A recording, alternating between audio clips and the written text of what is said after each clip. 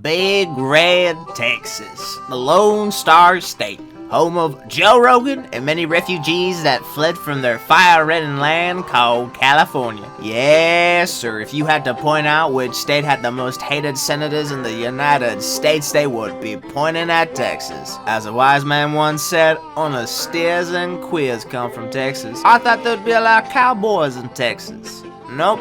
Just a lot of Mexicans and disappointment. But Rigozen, why are you talking about Texas? Well, that's a mighty fine question. Well, you say, okay, I'm gonna stop with the southern accent now because I feel like someone's gonna kill themselves. I went on a little trip to Texas recently. Went there to see some relatives. Took us about 10 hours to get there by car. It wasn't a fun ride. But of course, since I wasn't driving, I was able to look at the great state of Texas properly. Now, this wasn't my first time in Texas. It's actually my second time. I remembered having a blast as a kid when we first went. We did a lot of things. Laughed with distant family, enjoyed the beauty of it all, overall having a positive view on Big Tex. Second time coming back, not so much. I don't know what y'all have been doing for the past 8 or 9 years since my first visit, but please stop.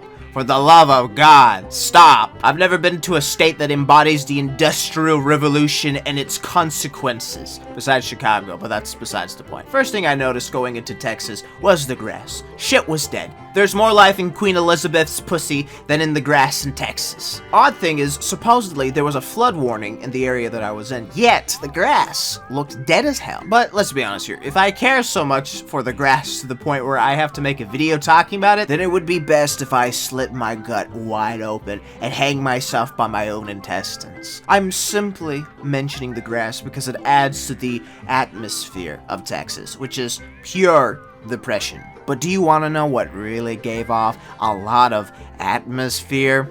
The cars, which is the main driving point, no pun intended, of this video. Y'all's cars is dusty. Everywhere I looked, the cars were covered in dust. It was almost as if everyone decided to take a trip to the Sahara Desert in their shitty 2005 minivan. Do we know it's okay to put soap and water on your cars? You know, to, I don't know, wash it? I wouldn't be surprised if washing your car is considered a sacrilegious thing in Texas. Who knows? Maybe when I went, Texas was having a statewide contest to see who can have the most dustiest car. I almost felt out of place being in a car that, you know, you could actually see the original colors rather than the basic, grungy, sandy beige. Another thing that I noticed about the cars in Texas is the type of cars. Old, shitty, run-down cars. Sure, who doesn't love an old classic? But these cars were not in good condition. I didn't know whether it was their free choice to use the hazard on wheels or whether they simply couldn't afford to buy a new car. If it were any other state, I would give them the benefit of the doubt.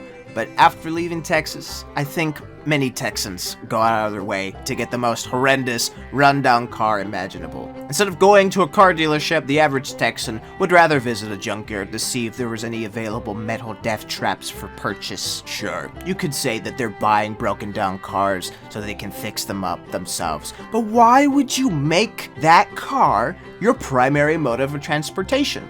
Do you really enjoy having to stop every 10 minutes because something failed in the car? Or maybe you like all that shiny, pretty little lights popping up on the dashboards like a goddamn Christmas tree. Me personally, I think the reason why y'all get these fixer-uppers is because y'all are suicidal. Instead of hanging yourselves or blowing your brains out all over the walls, thinking that it will make y'all look like pussies, you would rather drive a car you pray every day of your miserable existence that it will fail at some point at the worst possible second, making it look like an accident. Whatever the case may be, right? Whatever the case may be, old shitty cars is the mood in Texas. Now, owning a old beat-up car that looked like it survived 3 nuclear explosions isn't really that offensive to the eyes. But what some Texans put on their cars is what really gets me to cry tears of blood. Stickers! Stickers on the back of your cars. I'm not the biggest fan of them, truth be told. I have a personal rule when it comes to car stickers. If you have more than 3 on your car, then you're lame. Here in Alabama, you see a bunch of cars with more than 3 stickers on the back. 9 out of 10 times these cars are driven by white women whose response to running over a bunch of children is LOL, hashtag Gemini style. The most prominent stickers you'll see are the little stick figure family, so you can show everyone that you have no self-control, and the ones with numbers and the big white circle. For several years I had no idea what the fuck those numbers were meant to be until finally I was told that these were their records of miles they ran in a marathon or something. As if anyone gives 3 shits whether you ran for 2.5 miles. But over at Texas, they take putting stickers on their cars to a whole new level. Oh my god, bro. Oh, hell no, man. What the fuck, bro? Oh, hell no! This is what it looks like when a person has zero shame. It's nothing new for me to see someone with a dicked out car with anime bitches in the car. I've seen about 1 or 2 of them here in Alabama, but it's rare. In Texas, god damn, it felt like I was seeing cars with anime shit every 5 minutes. It's like these people haven't grown out of their phase as a kid that everything must be decorated with stickers. Hey, I had that phase too, man. I had a little box that I layered that shit with a bunch of stickers to the point where you can even see the box anymore. Either these Texans weren't bullied enough as a kid, or they got their shit rocked so much that they had to find a way to cope, which their way of coping is making their car look like a little schoolgirl's lunchbox. It's legitimately an eyesore having to see these god-awful cars on the street. Never in my life have I had such a strong urge to take the wheel and purposefully ram a car with some bitch with bug eyes at full speed. And they're all the fucking same. Shitty, old, rundown cars with too many anime stickers. Oh, but it's not just limited to anime. No. It could range from furries, My Little Pony. Anything that should not be shown in public is fair game for these guys. Oh, but the dread doesn't stop there, folks. As if looking like total shit wasn't enough, these subhuman Texans will go even as far as to put mufflers on their cars, so it sounds like a goddamn jet. A jet that's going 30 miles per hour.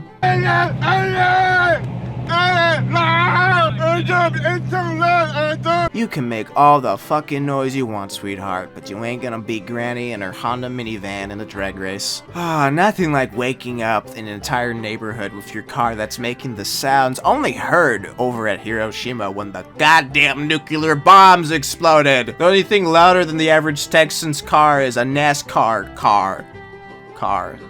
Too many cars? I don't fucking know. But hey, listen, I'll be honest here. I like me a loud car. Not NASCAR loud though. That shit will actually make you go deaf. But only when it makes sense. If the car looks nice and can actually go fast, then I can vibe with that. When I hear a car coming that makes a lot of noise, I expect to see some badass car zooming by, turning a deer into red mist. A car like that demands your attention, and I'll gladly give it my attention. That expectation has been ruined now since being in Texas for only a week.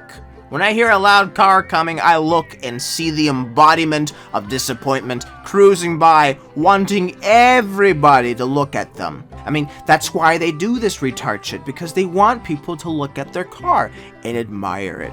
My nigga in Christ, ain't no goddamn sane person is gonna look at your car with respect. They're either gonna laugh at you or look annoyed because their windshields got shattered by some autistic 25-year-old in a Nissan Altima with a little anime child from that one anime show that people swear is a grown adult just so they don't feel guilty when they fap to them. You gotta ask yourself, who failed these guys? Was it their mother?